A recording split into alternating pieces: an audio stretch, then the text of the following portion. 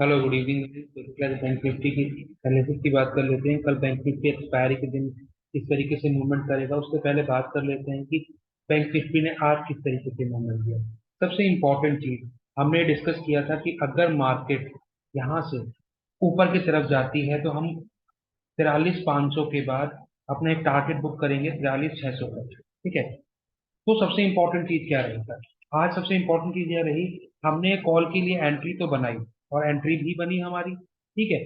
और सबसे इंपॉर्टेंट चीज, हमें जो टारगेट 43,600 वो नहीं मिल पाया, तो कहीं ना कहीं जो हमने स्टॉप लॉस ट्रेल किया था वो हिट हो गया हमारे ब्रेक इवन पर। देखो, मैं भी भगवान नहीं हूँ कि एग्जैक्ट बिल्कुल 43,600 पे ही मार्केट जाके पलटी मारेगा, पर वहां पर सप्लाई थी। और सप्लाई कहाँ थी? 43,600 के नियर है। Near by in the sense 43,600 से मुश्किल से 10-20 पॉइंट नीचे से ही मार्केट ने मूवमेंट डाउन साइड की तरफ रख दिया। ठीक है। कोई नहीं, अगर हमारा ब्रेक इवन पर स्टॉप लॉस हिट हो गया कोई इशू नहीं, क्योंकि स्टॉप लॉस को हम ट्रेल कर देते हैं। जैसे ही वो 20-30-35 पॉइंट ऊपर जाता है तो हम अपने स्टॉप लॉस को ब्रेक इवन पे ले आते हैं। ठीक है। उसके बाद हमने क्या करा, मार्केट को वेट किया हमारे एरिया में आने के। और वो एरिया क्या था?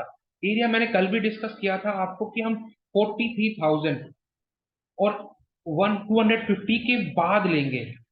कुछ ने हड़बड़ी में जल्दी एंट्री बनाई, इट्स ओके, कोई नहीं, उनको थोड़ा अच्छा प्रॉफिट हो गया। पर कहीं ना कहीं हमने जो एंट्री बनाई वो नियर बाई यहाँ पर बनाई, इस एरिया के बाद हमने एंट्री बनाई। यानी कि यहाँ पर हमने कहीं ना कहीं एंट्री प्लान करी अपनी। और एंट्री प्लान करने के बाद यहाँ पर एंट्री प्लान करी कहीं ना कहीं। ठीक है। और एंट्री प्लान करने के बाद हमने अपने जो टारगेट थे उस पर हम कायम रहे। और हमारा टारगेट क्या था? हमने यहाँ पर एंट्री लेके हमारा फर्स्ट टारगेट था 43,150, जो हमें यहाँ पर अचीव हुआ। उसके बाद हमारा टारगेट था 43,050, जो हमें यहाँ पर अचीव हुआ। और 950 जो हमें जाते जाते मार्केट वो भी दे गई। देखो, टारगेट तो हमारे सारे मिले, पर आज थोड़ा सा मैं अनहैप्पी रहा, क्योंकि लोगों ने जो रिव्यूज मुझे दिए उससे मुझे ये आइडिया हुआ कि मैं बिल्कुल एग्जैक्ट लेवल दिया। तो मैं भी कोई भगवान नहीं हूँ कि आप, मैंने बोला कि यहाँ तक जाएगा। और देखो, मैं आपको एक एक एक ऐसा एरिया डिफाइन करके बताता हूँ जहां पर मार्केट आपको फ्रूटफुल कुछ ना कुछ निकाल कर देगी। ठीक है। और वो उस एरिया पे वर्क करना इंपॉर्टेंट है। और 10 में से अगर एक ट्रेड हमारा स्टॉप लॉस हिट भी होता है तो हम कोशिश ये करते हैं कि नो ट्रेड तो हमारे प्रॉफिटेबल चाहिए। ये तो नहीं कि 10 में 10 हमारे हिट होंगे। अगर एक बार स्टॉप लॉस हमारा ट्रेल करके या ब्रेक इवन पे हिट भी हो जाता है तो भी हम कहीं ना कहीं अपने जो बेसिक्स हैं उन पर कायम रहें। और बेसिक्स पे कायम रहने के साथ साथ जो हमारे जो डिसिप्लिन के तौर तरीके के साथ स्टॉप लॉस को ट्रेल करना, स्टॉप लॉस को मेंशन करना, लॉट को प्रॉफिट में इंक्रीज करना, उस पर कायम रहे। देखो, बिना डिसिप्लिन इस मार्केट में आप कुछ नहीं कमा सकते।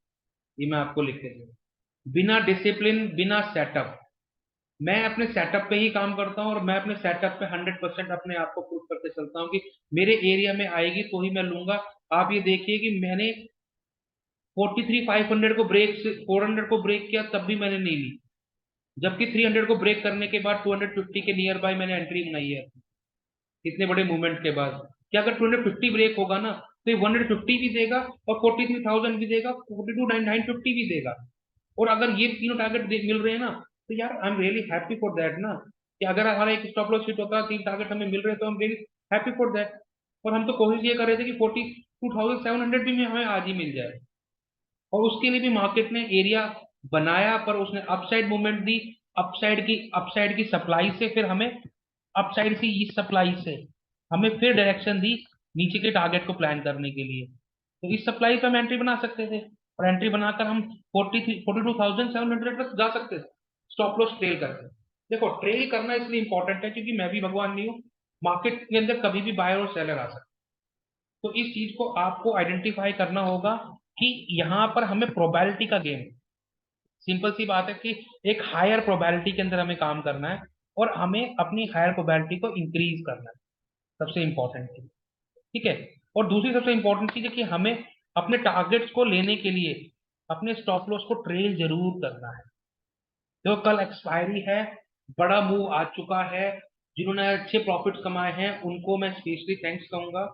और सबसे इंपॉर्टेंट चीज कि अपने कल एक्सपायरी के दिन ज्यादा मनी लूज ना करें, स्टॉप लॉस को छोटा रखें, ट्रेल करते रहें, छोटे छोटे प्रॉफिट्स को बुक करते रहें, क्योंकि एक्सपायरी है। अगर थोड़ी सी मार्केट साइडवेज हुई, प्रीमियम वहीं का वहीं टिके। ठीक है। मूव कैप्चर करने हैं तो मूव कैप्चर करने के लिए सबसे इंपॉर्टेंट चीज है एरिया पता होना चाहिए। हमें वर्क करना है एरिया पे, और एरिया पे अगर आप वर्क करोगे तो ऑटोमेटिकली आपको अच्छे हैंडसम प्रॉफिट देखने को मिलेंगे। देखो, अगर हम बात करें कि अपसाइड के मूवमेंट के लिए, अगर मार्केट यहीं पर इस एरिया में ही खुलता है और इस एरिया में थोड़ी देर सस्टेन करता है, इस तरीके से सस्टेन करता है और एक अपसाइड की तरफ मूवमेंट देता है, तो 43,000 के ब्रेक होने के बाद 43,050 ब्रेक हो जाएगा। 43,050 में मैं मेंशन कर देता हूँ कि अगर ये ब्रेक हो जाता है 43,050 और ऊपर ट्रेड करता है, ठीक है, और ऊपर ट्रेड करता है, तो यहां तक का टारगेट, इस एरिया तक का टारगेट मैं यहां पर लूंगा, फर्स्ट टारगेट। ठीक है, जो टारगेट होगा मेरा करीबन 43,150। सेकेंड टारगेट होगा मेरा ये area, that is 43,280। Third target होगा मेरा 43,360, और मेरा फोर्थ टारगेट होगा 43,600। अगेन वही सप्लाई जो मैं कल भी डिस्कस करेंगे, ठीक है। उस सप्लाई तक मेरा अपसाइड का टारगेट होगा। अगर मैं डाउन साइड की बात करूं इस एरिया से, अगर मार्केट यहाँ पे सस्टेन करती है और मुझे 42,850 के नीचे, कहाँ पर 42,850 के नीचे हमें ट्रेड करने को मिलता है, तो यहाँ पर मैं डेफिनेटली पुट प्लान करूंगा और मेरा टारगेट क्या होगा 43,600। 600 टारगेट होगा मेरा। सेकंड टारगेट होगा 43,500 का टारगेट होगा मेरा। ये मेरे दो टारगेट यहाँ पर होंगे। ठीक है, तो एरिया मैंने आपको बता दिया है, टारगेट्स मैंने आपको बता दिए हैं। अगर कुछ बड़ा गैप अप होता है या गैप डाउन होता है, उस सिनेरियो में हम क्या करेंगे? अगर मार्केट, देखो सिंपल सिंपल सा केस है कि अगर मार्केट इस एरिया में 42,000 43,200 के नियर बाय यहाँ पर ओपन होता है, और यहाँ पर ओपन होने के बाद और प्राइस नीचे की तरफ इंडिकेशन करती है, तो मैं यहाँ पर पुट प्लान करूंगा और 43,180 के नीचे, और मेरे टारगेट क्या होंगे 43,000। सेकंड टारगेट होगा मेरा 42,850। थर्ड टारगेट होगा 42,000। ये मेरे टारगेट। और अगर मान लीजिए इस एरिया से अप साइड की तरफ मूवमेंट हमें मिलता है, तो टारगेट मैंने आपको बता दिए, वही टारगेट होंगे हमारे 43,280। सेकंड टारगेट होगा हमारा 43,360, और थर्ड टारगेट होगा हमारा 43,600। इसके ऊपर का भी टारगेट मैं आपको बता दूं, वो भी इंपॉर्टेंट टारगेट है। वो 800 और 44,000, ये भी टारगेट मिल सकते हैं। अगर एक अच्छा मूव आता है, बड़े गैप अप होता है, तो 43,800 और 44,000 के टारगेट भी मिल सकते हैं। ठीक है, तो देखो टारगेट तो मैंने आपको सारे बता दिए। आपको प्राइस एक्शन को देखकर, सबसे इंपॉर्टेंट प्राइस एक्शन को देखकर, डिमांड सप्लाई को देखकर वहां की साइकोलॉजी को समझना पड़ेगा। इस मार्केट में एक 8वीं क्लास का बच्चा, 10वीं क्लास का बच्चा भी बाइंग करेंगे। 10 पे खरीदो, 15 पे बेचो, 15 पे खरीदो, लॉस पे 12 पे बेच दो। भैया बाइंग सेलिंग तो कोई भी कर सकता है ना, पर सही जगह पे बाय करना, कहाँ तक रुकना है, कहाँ स्टॉप लॉस लगाना है, उसकी साइकोलॉजी को समझने के लिए मेच्योरिटी दिखानी पड़े। अगर आप मेच्योरिटी नहीं दिखाओगे तो आपके लिए गैम्बलिंग है, मेरे लिए बिजनेस है, आपके लिए गैम्बलिंग है। ठीक है, गैम्बलिंग में तो एक बच्चे को बिठा दूंगा, वो भी आपको गैम्बलिंग करके भाई कहीं पे भी घुसा और कहीं पे भी ले गया, कहीं पे भी निकल गया। तो ये चीज नहीं करनी है। और कोशिश ये करो कि कल एक्सपायरी है, एट द मनी या इन द मनी काम करो। और सबसे इंपॉर्टेंट चीज, अपने टारगेट को समझो कि टारगेट आपको किस तरीके से प्लान है। ठीक है, और मार्केट किस तरीके से चल रहा है, अपनी साइकोलॉजी को मेंटेन करो। साइकोलॉजी इंपॉर्टेंट रोल प्ले करती है इस मार्केट के अंदर। और साइकोलॉजी अगर आप स्टडी नहीं कर पाओगे, मार्केट की कैंडल्स की साइकोलॉजी स्टडी नहीं कर पाओगे, और वो साइकोलॉजी स्टडी होगी डिमांड सप्लाई के थ्रू और प्राइस एक्शन के। ठीक है, और अगर आप इन सब चीजों को कर पाओगे तो ऑटोमेटिकली इन फ्यूचर के अंदर आपके प्रॉफिट इंक्रीज होते चलेंगे। और एक सबसे इंपॉर्टेंट चीज, आप ये सोचते हो कि मैं 5,000 रुपये लगाऊं और मुझे 2,500 रुपये, 3,000, 5,000 रुपये मिल जाए। अगर आपने 5 से 10,000 रुपये लगाए हैं तो उसका रिटर्न ऑफ इन्वेस्टमेंट देखो ना कितना मिल रहा है।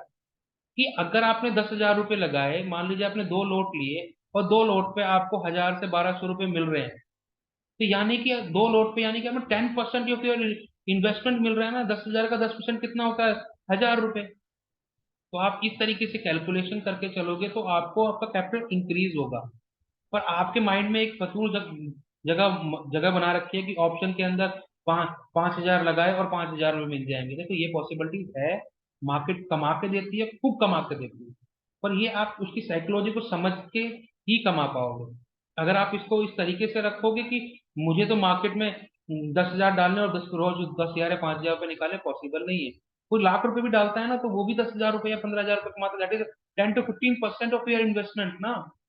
अगर आप 10,000 रुपये डाल रहे हो तो आपकी जो रिटर्न मिल रहा है वो 10 से 1,500 रुपये मिल रहा है। That is sufficient for you. धीरे धीरे उसे इंक्रीज करो। ठीक है, अगर आपको हमारी वीडियोस अच्छी लग रही है तो प्लीज लाइक करिए, शेयर करिए, सब्सक्राइब करिए हमारे चैनल को। और कोई भी डाउट्स होता है कमेंट सेक्शन में आप उन्हें उसे डाल सकते हो, उसके रिप्लाई मुझे देने में बड़ी खुशी होगी। और हमारे एक टेलीग्राम चैनल का डिस्क्रिप्शन में लिंक है, उसको जाके भी आप ज्वाइन कर सकते हैं।